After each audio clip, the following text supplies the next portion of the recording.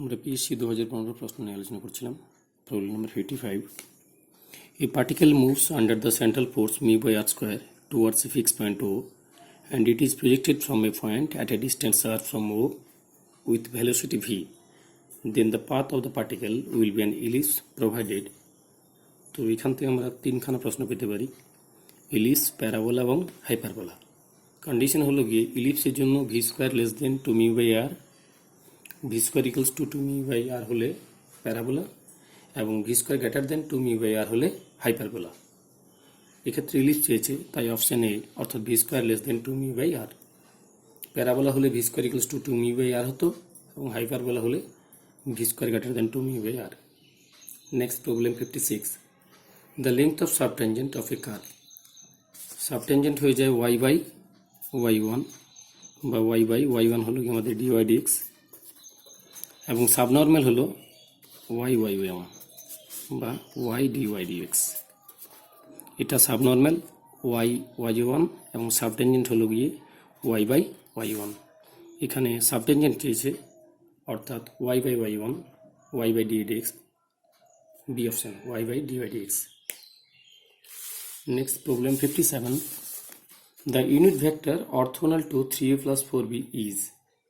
এক্ষেত্রে অর্থোগোনাল কন্ডিশনটা হোল্ড করতে হবে এবং ইউনিট ভেক্টর হতে হবে, অর্থাৎ ম্যাগনিটিউডটা এক একক হতে হবে। তো সেক্ষেত্রে আমরা প্রথমত দেখব 3a plus 4b ভেক্টর। এই ভেক্টরটা অপশানগুলোর মধ্যে কোন অপশানটার সাথে আমাদের পারপেন্ডিকুলার হচ্ছে এবং কার লেন্থটা হচ্ছে গিয়ে এক ইউনিট। তো সেক্ষেত্রে এর সাথে যদি আমরা 4a minus 3b ভেক্টরটা নিয়ে নিই, সেক্ষেত্রে এদের ডট প্রোডাক্ট নিলে এটা 0 হয়ে যাবে। এই দুটো ভেক্টরের ডট প্রোডাক্ট নিলে 0 হবে, এবং 4a minus 3b এই যে ভেক্টরটা, এই ভেক্টরটার যে লেংথ, সেই লেংথ 5 দিয়ে এটাকে ভাগ করা রয়েছে, তাই এটা ইউনিট ভেক্টর হলো গিয়ে। অর্থাৎ এই দুটো ভেক্টরের ডট প্রোডাক্ট 0 হবে, সাথে সাথে এই যে ভেক্টরটা, এই ভেক্টরটার লেংথ হচ্ছে 1 ইউনিট, তাই এটা ইউনিট ভেক্টর, যেটা অর্থোগোনাল টু 3 plus 4b, অর্থাৎ option C. Next problem 58. If the origin is shifted to the point a comma b, keeping the axis to be parallel, then x by a plus y by b equals to 1 is transformed to.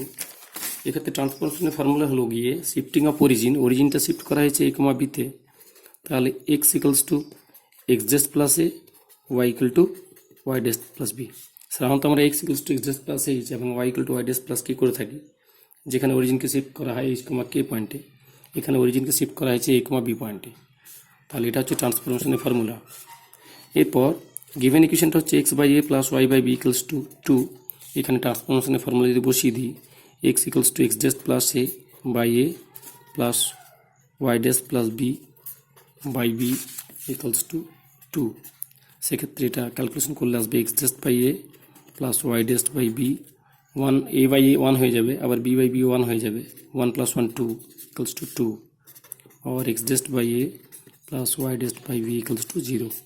অর্থাৎ transform ইকুয়েশনটা দেখতে হবে গিয়ে option B এর মতো, X by A plus Y by B equals to 0, X by A plus Y by B equals to 0।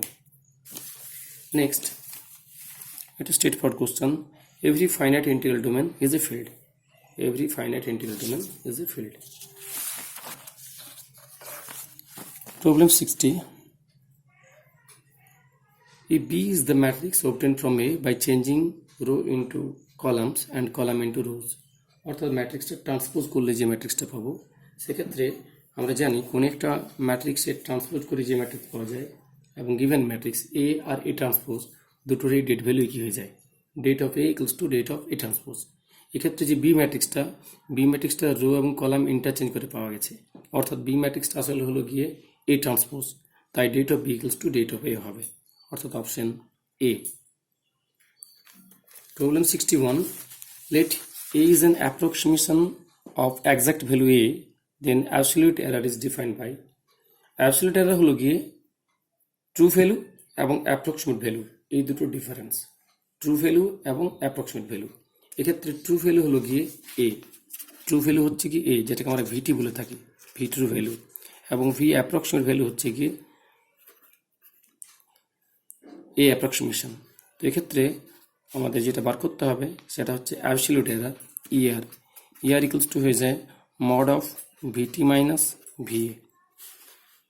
তো এই ক্ষেত্রে ভিটি হচ্ছে এ এবং ভিএ হচ্ছে কি এ অ্যাপ্রক্সিমেশন, অর্থাৎ এর রেজাল্ট হয়ে যাবে A minus A approximation, option D. Next, if the sum of the forces is 0 along any direction, then যদি ফোর্সগুলোর যোগ, if the sum of the forces is 0 along any direction, কোন একটা ডাইরেকশনে যদি সব ফোর্সগুলোর যোগফল যদি 0 হয়ে যায়, তাহলে there will be no force perpendicular to that direction.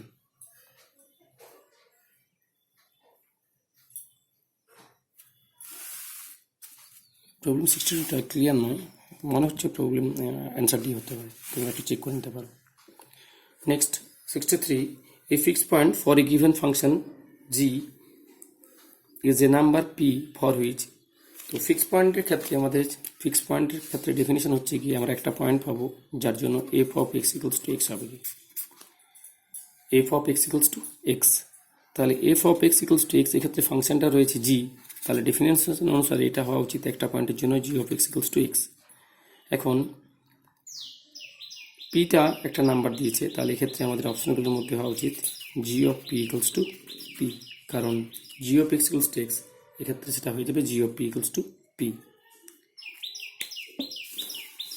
Problem 64, the family of straight lines passing through the origin is represented by the differential equation.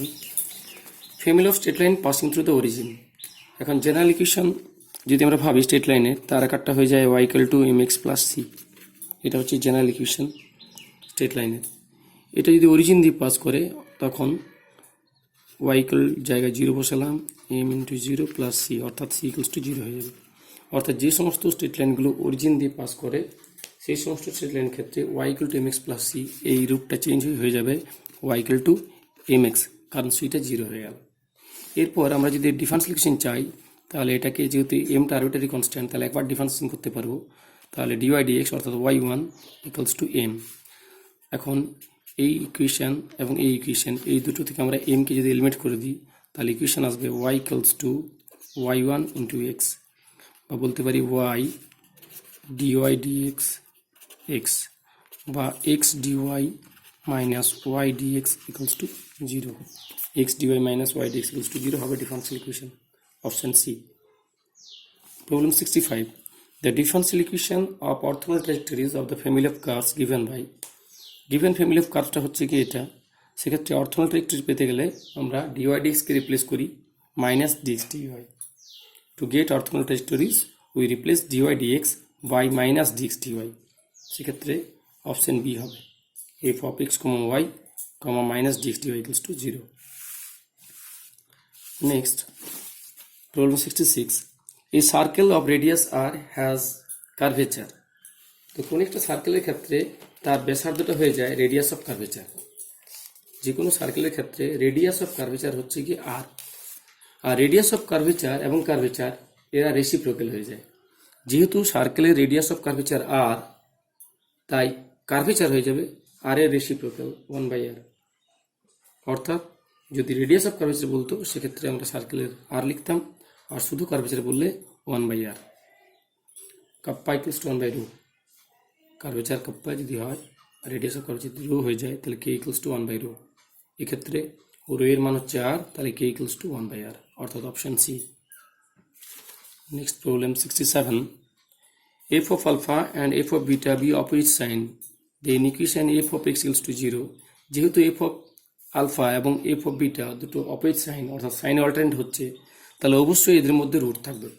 এবং সেক্ষেত্রে অপশনগুলোর মধ্যে থেকে এখানে অনলি ওয়ান রুট দিয়েছে, নো রিয়েল রুট দিয়েছে, যখনই change in sign হচ্ছে তখন অবশ্যই একটা রুট থাকবে। সেক্ষেত্রে নাম্বার অফ রুটসটা এটা হবে option C, and odd number of real roots between alpha and beta.